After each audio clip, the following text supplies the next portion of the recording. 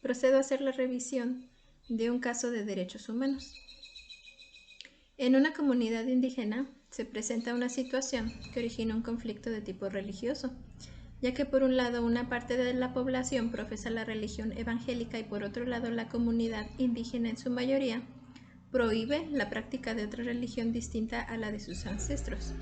la cual es una amalgama del catolicismo preconciliar y la adoración a Tonantzin, la madre de los dioses.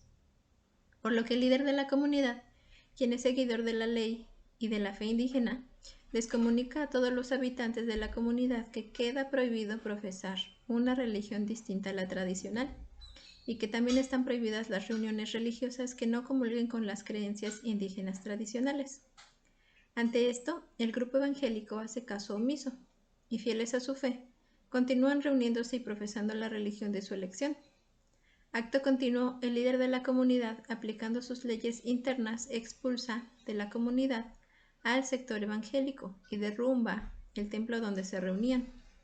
por lo que el grupo religioso, inconformes con dicha determinación, deciden acudir ante las autoridades judiciales para buscar la protección a su derecho de libertad de creencias. Al cuestionar la autoridad judicial al líder de la comunidad, manifiesta que él obró bajo la ley interna de su comunidad y que aplicó la misma al pie de la letra, toda vez que el grupo expulsado con sus creencias atentaba y ponía en riesgo el derecho de la comunidad a conservar su diversidad cultural indígena, legada por sus ancestros, y que como líder debía aplicar la ley, y él lo hizo así. Como autoridad, se realiza un análisis sobre el derecho que debe prevalecer. Este es el derecho a la libertad de culto. Si bien los derechos en cuanto a diversidad étnica y cultural son muy importantes y están regulados y protegidos,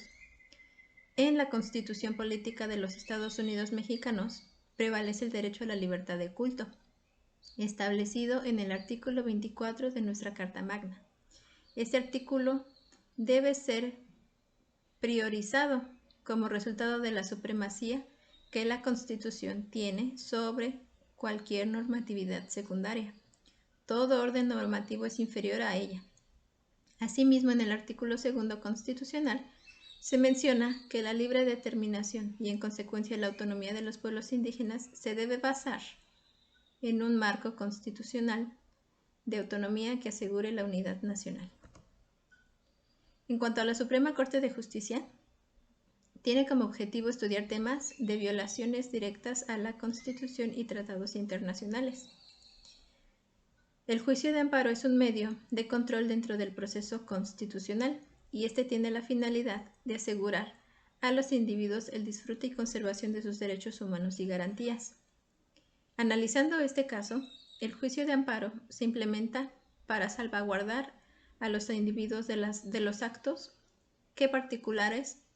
realizaron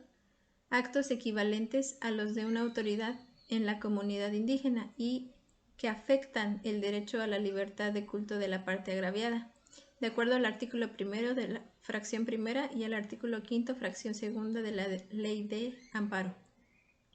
Asimismo, basándose en el artículo 103 y 107 constitucionales, se sabe que los tribunales de la Federación resolverán toda controversia que se suscite por actos que violen los derechos humanos reconocidos y las garantías otorgadas para su protección por la Constitución, así como los tratados internacionales de los que el Estado mexicano sea parte. En este caso específico hablamos de la Declaración de las Naciones Unidas sobre los Derechos de los Pueblos Indígenas. Se llevaría a cabo un juicio de amparo indirecto,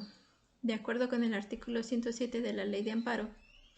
y es el que procede en contra de actos u omisiones que provengan de autoridades distintas de los tribunales, que en este caso son las autoridades indígenas, en donde se basaron en normas que por su sola entrada en vigor y al ser aplicadas causaron perjuicios a los quejosos. La demanda de juicio de amparo indirecto se interpone ante el juez de distrito, el cual resolverá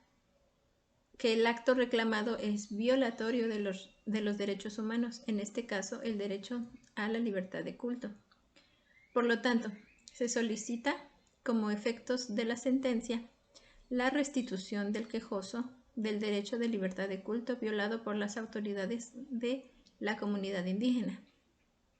Para este caso se concede la restitución o se debería conceder la restitución lisa y llana, donde se ordenan restituir al quejoso el pleno goce de sus garantías o derechos vulnerados. Además, se acredita la existencia y violación que trasciende al fallo.